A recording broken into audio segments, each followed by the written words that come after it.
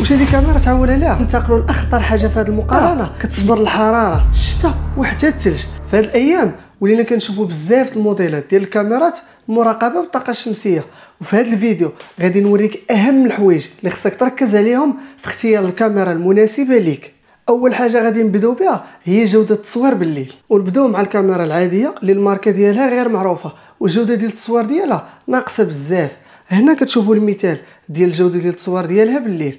بحال هنايا راه السيد راه داز وشفار اللي بغا وكيبان بحال شي شبح. واش هذه كاميرا تعول عليها؟ نشوفوا دابا الكاميرا ديال ارفاديس اللي جوده التصوير ديالها عاليه بزاف وكتشوف كلشي بوضوح، واخا يكون الليل كتشوف داكشي بالالوان. وهنا مثال ديال التصوير ديالها بالليل، كيف ما كتلاحظوا الجوده ديال الصوره عاليه بزاف وكلشي كيبان بوضوح. ودابا ننتقلوا لاخطر حاجه في هذه المقارنه اللي هي مقاومه الكاميرا للماء والشتاء. حيت في وقت الشتاء بزاف ديال الناس كيتشكاو من المشاكل في الكاميرات حيت كيدخل ليها بالماء، كتكون المقاومه فيهم ديال الماء ضعيفه بزاف اولا ما كايناش. داكشي علاش ارفاديس جاتنا بواحد الكاميرا كتصبر الحراره، الشتاء وحتى الثلج، حيت مصايبه بمعايير اوروبيه وبمعيار اي بي 67 لمقاومه الشتاء. نمشيو دابا للنقطه اللي كتفصل ما بين الكاميرات اللي هي سعه الباتري وقوه الالواح ديال الطاقه الشمسيه.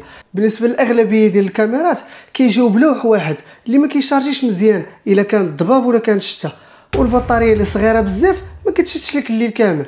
ولكن الا بغيتي الكاميرا اللي تعول عليها اكثر من ليله، ارفاديس كتبقى الحل الامثل، حيت كتوفر لك جوج الواح ديال الطاقه الشمسيه اللي كيشارجيو مزيان، سواء كان الضباب ولا كان الشتاء اولا تكون الشمس ما بايناش مزيان، والبطاريه اللي كبيره بزاف كتشد لك الليل كامل بدون انقطاع. وبالنسبه للتسجيل اغلبيه ديال الكاميرات ما كتجيش فيهم كارت ميموار، وهذا كيدير لك مشكل في انك تختار الكارت ميموار المناسبه، على عكس ارفاديس اللي كتهنيك حيت الكاميرا ديالها كتجي فيها كارت ميموار 128 جيجا اوريجينال. واخر حاجه واللي كتهم الناس كاملين واللي هي هاد الكاميرا انا اللي غادي نشري واش فيها الضمان او لا.